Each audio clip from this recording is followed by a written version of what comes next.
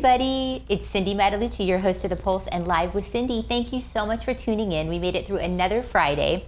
We love to spend this half an hour with you, giving you inspiring stories, telling you what's going on in our fabulous city. So remember, you guys, if you have a story for us, head over to the website, thepulsesd.com, or at thepulsesd on social media. Hit us up, and hopefully we can have you featured on the show. We would love to do that. And I have to announce some exciting news, you guys. We just got some air dates for ABC. So of course we're on our original market, so we're airing on all of our original Channel 4 and the 1 million people that we tap into on those markets, but we're also going to be on Channel 10 starting again in the fourth quarter on Sundays at 11 a.m. So we're about to announce, woohoo, yeah, can I get a what? So fun to see us on Channel 10, so stay tuned. So we're really excited about that. And again, we have some sponsorship opportunities and some things happening. So hit us up, let us know about that. Okay, so on a somber note, I just want to tell you that our hearts and our prayers go out to the people of Florida. I'm sure you guys have seen the news with the hurricanes, San Isabella, and just different areas of Florida that have been hit really, really hard. We know people that have been impacted. I shared on my stories earlier today somebody that is a photographer for Fashion Week San Diego that lost their home. So there's ways to donate. We'll be sending information out about that. But my family's East Coast. They're from New Jersey. So we were close. We didn't get hit, just got rain. But we have a lot of friends and family that we know in Florida. So our hearts and prayers go out to you guys. And anything that we can do, we're just sending you lots of love. So I wanted to say that. Okay, so I want to thank our sponsors for the show. We love our sponsors. The coffee, I don't know if I have my coffee around here. I probably already drank it. But Coffee Ambassador, I've been drinking lots of coffee today. It could be a bad thing. They do coffee service right in San Diego. Over 50 years, family-run business. We love them. So thank you for keeping us caffeinated. And then Windus Fernandez Brinkford from Trilogy Financial Services. She's my financial advisor. She's getting us through all the stress of this volatile market. She'll be on again soon, but we love her. So, for all your financial needs, Windus and her team have got you covered. So thank you guys. Thanks for being our sponsors. All right, so if you haven't noticed, events are back, right? Have we noticed? It's like an event after event after event. And I'm so excited about it because I feel like for years, we couldn't get out there and connect. So now we're able to get out there and connect again. So I'm very excited that events are happening. We were at an event last night. We'll be talking about that next week. But the Taste of Rancho Santa Fe, one of our favorite events, is back. And today I've got my guest, Luis Carranza, Assistant Governor of Rotary International District 5340 and Chairman of the 2022 Taste of Rancho Santa Fe event. Welcome. I'm so glad to be here. Thank you so much for asking me to be here today. So well, we were just talking, it's been 3 years since you've been on the show? 3 years. 2019, right? It's been a long time. It seems like it was just yesterday, but it's been 3 years. It's been 3 years. So Israel and I went to the event in 2019. It's absolutely fabulous. So, first of all, how does it feel to be back? It's great. It's wonderful. I think it's my way of giving back to all these good causes and to the community and to all of the members of our club, of our Rotary Club. So. Well, yeah, we're going to talk more about details on the event, but for guests that don't know, or for people that don't know about this event, guests of this event have the opportunity to stroll around the historic and iconic grounds of the Inn at Rancho Santa Fe, which we love. You can sample fine wines, beverages from Rancho Santa Fe, other areas. In addition, local restaurants offer a taste of samplings of their best dishes and desserts. Twist my arm. Yes. Who's not going to want to go to this event? It's a good time to break your diet. Right. I'm going to diet after this event. That's what I decided. Okay, so we're going to talk about the event in a little bit, but I want to talk about the inspiration behind this event. Well, initially, I think our members of our community from Rotary, and including my inspiration, was that we wanted to make something that could generate enough buzz around the community to understand what we do and how much this event can fundraise and impact so many thousands and thousands of lives. And to me, and to our members, we're all working. We have jobs, we have families and kids, but when it comes to worthy causes, we all come together and sacrifice our time to make this a fun and impactful moment for everyone. Well, and I want to talk about the Rotary itself, right? Because you guys, it's global membership into 34,000 clubs around the world, but you guys really start your focus at home. Yes. I think in San Diego County alone, there's like over about 60 clubs that are there. So if you, wherever you're living in San Diego, you can actually just Google Rotary Club and it'll probably pop up. But think about like what we do we have about 80 members in our club. Okay. Doing so much and impacting so many thousands of lives through the volunteer efforts that we do. Multiply that by 60 and then multiply that by 34,000. And so we do care. And even you bringing up the Florida hurricane, when I first hear you talk about it, my first thought is how many Rotary clubs are going right now and saying, what can we do? How can we help? Because that's what we do, you know. Right. And it's not just in the United States, around the world. So. Well, and I wanted to talk about some of the things, hands-on projects, food drives, right? Anti-human trafficking initiatives. We were talking about that earlier when you came in. USO Family Meal, Solutions for Change. I mean, literally, there's something that you're doing for everyone, it seems like. Yes, I mean, we try to help in all different organizations that are doing great.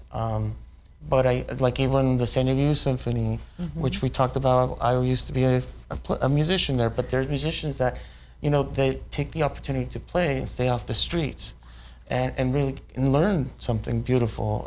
Then there's Generate Hope, you know, another organization that's also having meaningful help for people that are involved in, you know, recovering from sex trafficking, being sex trafficked. You know, I mean, it just goes on and on of all the different. Well, and for Ukrainian children, right? You guys sponsored a camp as well for that. That was something that was done. Yes, and actually what was interesting is that many of us here in San Diego, immediately when everything was going on in Ukraine, the first thing all the Rotarians thought about is, what can we do? And we reached out to all the local Rotary clubs around Ukraine and in Ukraine, and you should have seen all of Rotary got together, brought food. I mean, it was, this is what I thought what we do was showing live in helping out all these refugees that were leaving, so. Oh my God, I love it. So you guys host weekly meetings, right, to allow local community and business leaders to network and grow their professional and personal relationships and strengthen the community. And what I love is it's service above self, right? That's kind of what your motto is. That is our motto. It's, you know, not just your goal, it's the way you guys live your lives. Absolutely. We dedicate to the bigger cause, and so that's why I was talking about sacrifice and time. We really do, and I see it every day. I've even talking to members yesterday in preparing for this event. They get it, and sometimes our surroundings don't. But through our actions, we serve as an example of what we can do. Well, and can we also touch on the outreach program that you guys have? Because I thought, I looked at the website. I think in June 18th you did something. That was the Torrey Pines Community Church, right? The volunteer where you packed 40,000 meals to be sent to Ukraine. It was like a machine. But I mean, like, so is it basically like, how do you come up with what you're going to work on next, or what you're going to be involved in? Well, there's certain things that each club prepares on an annual basis of organizations that are going to help. But then again, Florida situation came up. So I can tell you right now, there'll be several, if not a lot, of Rotary clubs here locally that are going to find a way to help out, to send whatever is necessary to help those people, because that's how we do. So we're not always constant. We can be spontaneous in reacting to things that are happening. Well, and you guys can go to rsfrotary.com for more information. They have great information on the site. Okay, so you are the assistant governor of Rotary. So what does that mean? Tell us what that means. It means more volunteer work. I think what it is like, ever since I was a kid, I always knew that I wanted to volunteer. I did that as a kid. I didn't realize that it was going to be something that I was going to be embracing and doing as an adult too. So for me to be in the role of an assistant governor means I'm supporting more clubs and trying to show them what my club has done, and also what my club and life has taught me to be a leader. So it helps me to have a bit of an impact on those clubs and just be more of a support network.